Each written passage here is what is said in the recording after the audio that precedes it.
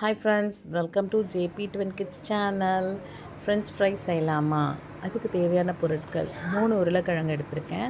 அதோட தோலெல்லாம் நல்லா சீவிட்டு நல்லா வாஷ் பண்ணிட்டு 3 to 4 டைம்ஸ் நல்லா தண்ணியில் வாஷ் பண்ணிவிட்டு நல்லா சுட சுட இருக்க தண்ணியில் இந்த ஃப்ரெஞ்ச் ஃப்ரைஸை அதில் போட்டுட்டு ஒரு கொதி வந்தவுடனே இதை எடுத்துட்டு இந்த மாதிரி ஒரு ஜல்லடையில் அந்த தண்ணியெல்லாம் நல்லா வடிகட்டிட்டேன். அதுக்கப்புறமா ஒரு ட்ரை டவல் ஒன்று எடுத்துகிட்டு அதில் இதை என்ன சொல்கிறது, இந்த கட் பண்ண அந்த பொட்டேட்டோஸ் எல்லாம் அதில் போட்டு ஆற வச்சாச்சு. நல்லா கொஞ்சம் நேரம் ஒரு 10 to 15 மினிட்ஸ் ஆற வைக்கணும். அப்போ அந்த தண்ணியெல்லாம் நல்லா ட்ரை ஆனவுடனே நம்ம செய்யறதுக்கு ஈஸியாக இருக்கும்.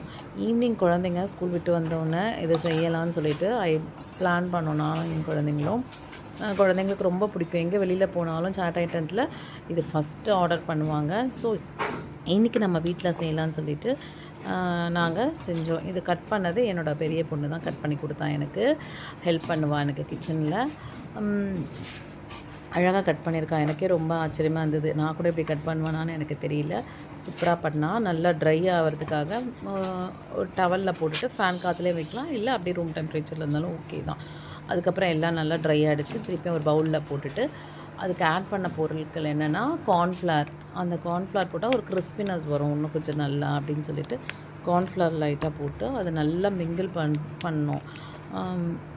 பாருங்கள், ஃபுல்லாக அதுக்கு தேவையான அளவு போட்டுட்டு நமக்கு தெரியும்ல எவ்வளோ போடணும்னு சொல்லிட்டு ஒரு 3 பொட்டேட்டோஸ்க்கு தேவையான அது கோட்டட் மாதிரி போட்டுட்டு நல்லா அதை வந்து மர்ஜ் பண்ணி எடுத்து வச்சுருந்தேன். ஒரு 5 மினிட்ஸ் தான், அவ்வளோதான். அதுக்கப்புறமா எண்ணெய் கடாயில் சூடு பண்ணுறதுக்கு டைம் தான் எடுத்துக்கிச்சு. இதை கொஞ்சம் நேரம் நல்லா இது பண்ணிட்ட பிறகு எண்ணெய் நல்லா சூடாகிடுச்சு. பெரிய அகலமான கடாயில் தான் வச்சுருக்கேன் நான், நல்லாயிருக்கும். ஸோ நல்லா சூடான பிறகு கொஞ்சம் கொஞ்சமாக இந்த பொட்டேட்டோஸ் தான் அதில் போட்டாச்சு. போட்ட பிறகு நல்லா ஃப்ரை பண்ணும் போதே அந்த ஸ்மெல் நல்லா இருந்துச்சு. பாருங்கள், லைட்டாக கொஞ்சம் சால்ட் வாட்டர் லைட்டாக ஊற்றியாச்சு. இது மேலே சால்ட் ஆட் பண்ணால் தான் அது வந்து கரெக்டாக இருக்கும் இந்த டைமில். இந்த ஆயிலே லைட்டாக கொஞ்சமாக. அதுக்கப்புறம் என் பொண்ணு என்ன பண்ணான்னா சீஸ் டிப் செய்யலான்னு சொல்லிட்டு அவள் ஐடியா கொடுத்தா. சரின்னு சொல்லிட்டு அந்த சீஸை மெல்ட் பண்ணணும். சைட் பை சைட் அதை பண்ணுறதுக்காக அந்த சீஸை தான் நாங்கள் போடுறதுக்கு வச்சுருக்கேன். நல்லா கிறிஸ்பியாக ஆகிடுச்சு. இங்கே பாருங்கள், இந்த பொட்டேட்டோஸ் எல்லாம் இதில் போட்டாச்சு.